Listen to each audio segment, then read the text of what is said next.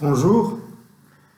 Donc, toujours dans le cadre du cours capsule vidéo, donc parce que j'ai vu que les exercices 6 et 7 de la fiche 3, parce que vous savez, il y a 7 exercices. Et tout d'abord, je dois signaler une chose comment on travaille, c'est que nous, on va faire le cours, et à chaque étape de cours, on va faire les exercices qui relèvent de cette notion de cours. Et après, vous allez me faire un rapport de l'exercice 1 jusqu'à l'exercice 7 et vous allez le déposer une fois pour toutes. Vous n'êtes pas obligé de déposer à chaque fois la solution, à chaque exercice vous déposez la solution parce que ça vous demande plus de connexion, plus de téléchargement, etc. Donc, faites les exercices à chaque fois qu'on arrive à une étape, mettons les matrices de passage, vous allez faire les exercices 3 et 4 qui concernent, et 5 qui concernent les matrices de passage. Après, encore les changements de base de 5, 6, 7, etc. Et faites les exercices à chaque séance. Ça veut dire, à chaque fois qu'on a une séance avec un groupe, là, vous allez voir, parce que j'installe toujours un chat, et je vous dis, faites les exercices tel et tel. Vous faites les exercices, vous respectez la séance, et bien sûr, à la fin, vous allez me faire un rapport final, c'est avant le 10 avril, vous allez me déposer un rapport final sur la fiche, toute la fiche 3.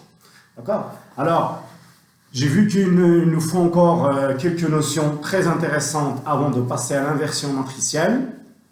Parce que, comme j'ai dit, il y a une partie d'inversion matricielle et je vais essayer de voir avec vous pendant une dizaine de jours. Je vais voir les 3 types d'inversion matricielle. L'inversion matricielle directe en utilisant le cofacteur, le comatrice, les déterminants, etc. Après, une technique d'inversion en utilisant la méthode de Cramer, aussi qui se base sur les déterminants. Et après, on va voir la méthode de Gauss. La méthode de Gauss, c'est une méthode de résolution du système d'équations linéaires, mais encore, ça peut être considéré comme une technique d'inversion matricielle aussi. Mais avant de passer à l'inversion, aujourd'hui, je vais vous donner les derniers items, c'est-à-dire les derniers éléments qui sont indispensables pour les matrices de passage, de changement de base, passage d'une base à une autre, etc. Donc, voilà. Donc, j'avais dit. Alors, aujourd'hui, on va voir quoi? On va voir changement de base. Alors, c'est quoi le changement de base, en fait? Mais avant de passer à ça, je dois énoncer un théorème intéressant.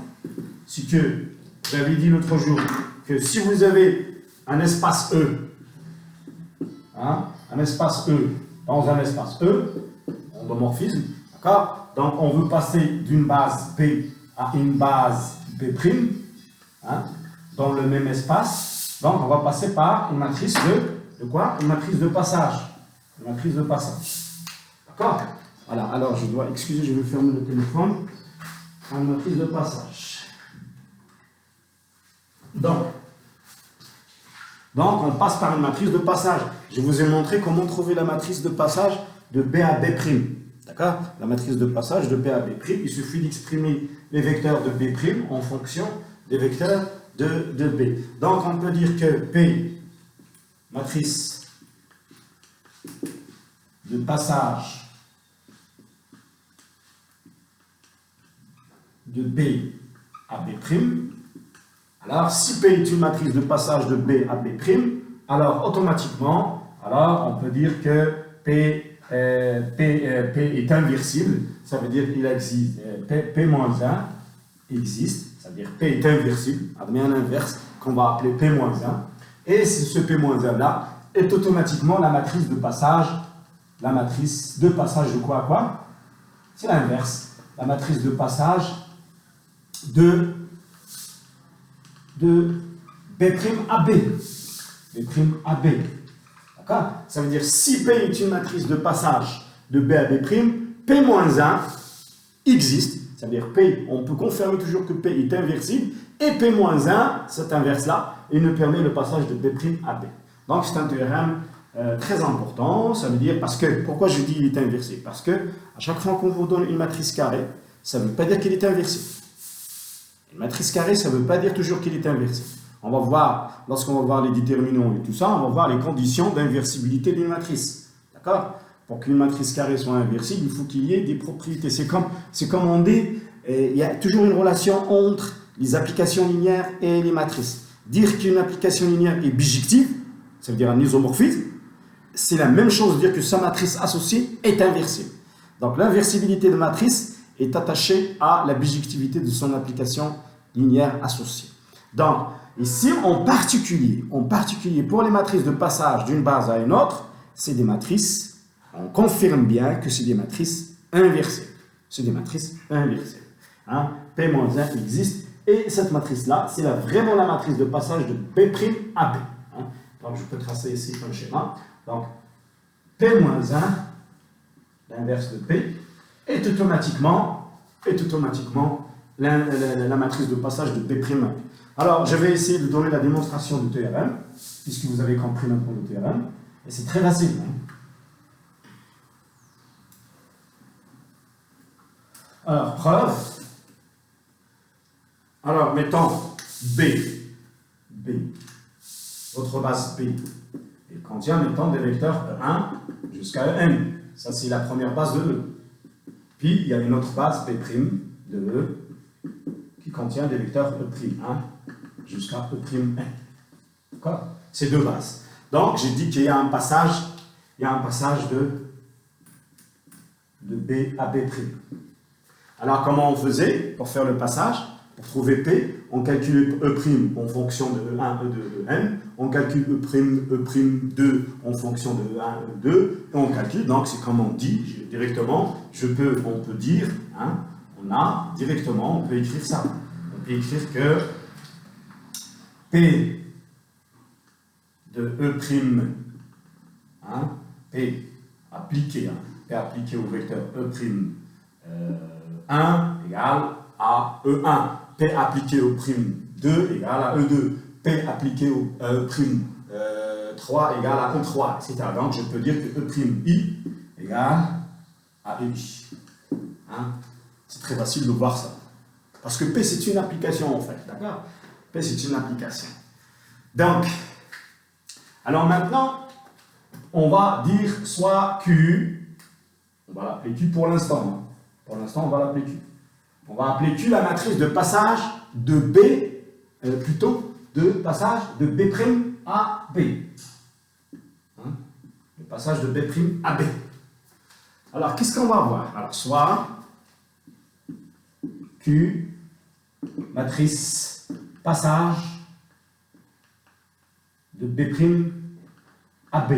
Alors, par définition de passage de B' à B, qu'est-ce qu'on peut dire? On peut dire quoi? On peut dire que, alors, puisque Q est le passage de B' à B, donc c'est le contraire. On va dire que Q I égale à chaque E'I. Hein? Ça veut dire que Q de E1 égale à E'1. Q de U2 égale à E'2. D'accord? C'est à l'inverse. Hein? C'est à l'inverse. Si je dis que Q est la matrice de passage de B' à B, c'est QE1 qui est égal à E'. QU2 qui est égal à E'2. QU3 égale à E'3. D'accord? Et l'axe, on a obtenu P passage de B à B', ça veut dire que PE'1 égale à E1, etc. Donc j'ai les deux choses qui sont là. Alors regardez les deux équations qui sont là, je vais remplacer quoi? Je vais remplacer E', par cette valeur. Je vais la remplacer ici. Donc je reviens à l'équation 1. Donc 1, ça veut ça. Je vais avoir P fois E', E', c'est quoi? E', c'est que UI fois la matrice. Fois que UI égale à quoi? Égale. Donc, je prends E', que vous voyez ici, là. Elle est là. Je le remplace par QI. D'accord? Donc, QI, je le mets ici, est égal à UI. Quel que soit. Alors, regardez. Une application, vous êtes habitué, vous, avec les applications. Hein, ça, c'est une application, en fait. Une application telle que f de EI égale à EI. C'est quoi? L'application linéaire qui vérifie f de i égale à i. C'est comme on dit f de x égale à x. L'application qui vérifie f de x égale à x, c'est quoi? C'est l'identité. Hein? Vous vous rappelez ça? C'est l'identité. L'application qui vérifie f de x égale à x. Alors, pourquoi ici? Donc, alors, on garde ça. PQI égale à UI, donc je peux dire quoi? Alors, le tableau ne me permet pas de rassembler toutes les inégalités en même temps, donc je suis obligé d'effacer. Alors, on est arrivé à quoi? On est arrivé à que P, c'est ça, P que UI, P que UI égale à UI, quel que soit I. D'accord? Entre 1 et N. Alors, vous avez une application linéaire, qui dit matrice, dit application linéaire. Vous avez une application linéaire qui vérifie ça sur la base. Donc, je peux dire que PQ de x égale à x, quel que soit x. Pourquoi? Car soit x maintenant, soit x est un vecteur. Un vecteur, donc je vais l'écrire en majuscule, puisque c'est un vecteur, appartient à E. Alors, x appartient à E, donc x, il peut être exprimé dans sa base. Je vais l'exprimer par exemple dans la base B. Donc, x peut s'écrire sous sigma des alpha i, i variant de 1 jusqu'à n. Pourquoi? Parce que le i est génératrice. Hein? Alpha i, c'est du scalaire. Dans R. D'accord? Puisque x appartient à E, il peut être engendré par les éléments de la base. Alors, je vais faire entrer PQ sur x, d'où je peux dire que PQ appliqué à x est égal à PQ appliqué. PQ est linéaire. Hein? PQ est une matrice, c'est quelque chose de linéaire. Hein? C'est une application linéaire. Normalement, les autres mathématiciens, qu'est-ce qu'ils font? Ils font un transfert et reviennent vers l'application linéaire associée à PQ. Donc, il revient vers U, une application, mais moi, je laisse la matrice. Regardez la matrice comme une application linéaire.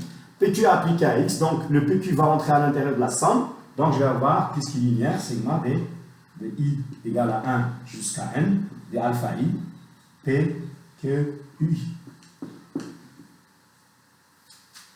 J'ai fait rentrer le PQ à l'intérieur. Alors, c'est quoi PQI? PQI égale à sigma de i variant de 1 jusqu'à n. D'accord? C'est quoi PQI? Hein? PQI, voilà, PQI, il est là. C'est I. Donc, c'est sigma des alpha i de i. C'est quoi sigma des alpha i de i? C'est égal à x. Donc, j'ai trouvé quoi? J'ai trouvé que quel que soit x, PQ de x égale à x. C'est comme lorsque vous dites quel que soit x, f de x égale à x. F de x égale à x, c'est quoi cette application? C'est l'identité. D'accord? Donc, on a trouvé que PQ, c'est vraiment l'identité. Je coupe la vidéo, je reprends.